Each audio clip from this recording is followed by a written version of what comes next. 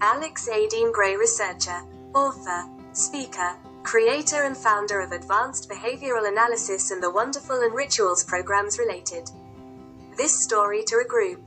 When it comes to being anxious and anxiety, you will find many guides and sayings on the road to being free of anxiety. The one that helped me the most was one from my childhood. We had a poem reading contest and I was fortunate that along with the library, my mom had bought, even though she was struggling, some beautiful children's books. Absolutely some with the most sad stories yet absolutely beautiful art, and one called The Child's Garden of Verses with a lot of beautiful words. As I was reading through to see what I would memorize, which I had determined would be long, I saw a short one with a heart that said, "If you love me as I love you, no knife can cut our love in two." Then I found a longer selection because I wanted a blue ribbon. A little piece of blue ribbon from the teacher about a half of an inch wide and 2 inches long, that all but my mother kept it in the book on the page I memorized for a lifetime, and I would see it there with the long poem I had read and be inspired and proud. Many years later, after relationships, the military, children, and various complicated careers like wiring the 747 and 767 jets, I found my true love research. And I was coming into my own in love and life. Someone in my love life had disappointed me, and the weirdest thing happened. That little poem from 3rd grade popped into my head. If you love me like I love you, no knife can cut our love in two. I have a photographic memory for things I see, so I picture this page with a heart in my mind and remembered the words. Suddenly, I realized if someone truly loved me, nothing could push them away. They would cling to me, they would want a healthy relationship with me. I never after that felt I had to work at a relationship again. If someone loved me, they would love the real me, and it would be effortless and natural. You think anxiety is happening to you. If you come to understand, it is often because you are angry and upset because you can't control something or somebody. In my studies and many others, you will hear data like this conclusion. Anxiety disorders are chronic, unremitting, and associated with considerable impairment even beyond the remission of symptoms.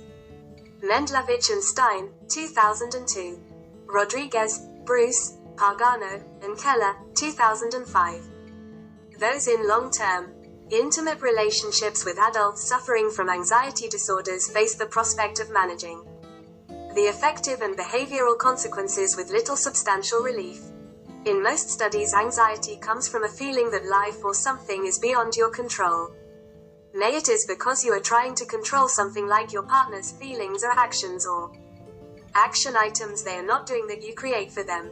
Or maybe it is something like not enough money for rent or loss of job that throws you into a desperate and helpless state of mind called anxiety.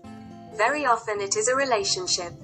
And that little poem from a children's book in my subconscious gave me an answer that is on so many anxiety therapists' office walls: let that stuff go.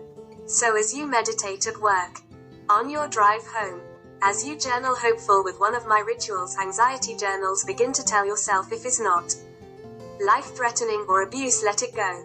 If they love you as you love them, they will have your best interests in mind. If they don't, give them time without your hands on the reins and see what happens. Your anxiety comes from trying to control what you cannot control. You may have a honey-do list every day for your partner, and when it is done, you make another one because you want to keep your mate busy with you. You wouldn't want him to wake up with a list for you every morning, would you? Control is not appealing, and it works as a repellent. As you try to control like this, they pull away.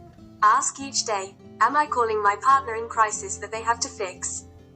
Just let go and work on what you can do without spite.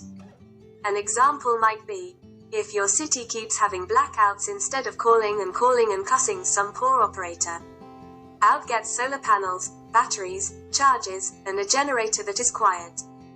Then you won't worry about blackouts and you will breeze through them. A great first step is to listen to my anxiety meditations. Do some of my anti-anxiety challenges and keep an eye on Amazon and booksellers for my anxiety journals, and this will help. When journaling, you will find stressor and be able to work on resolving them so they no longer give you anxiety.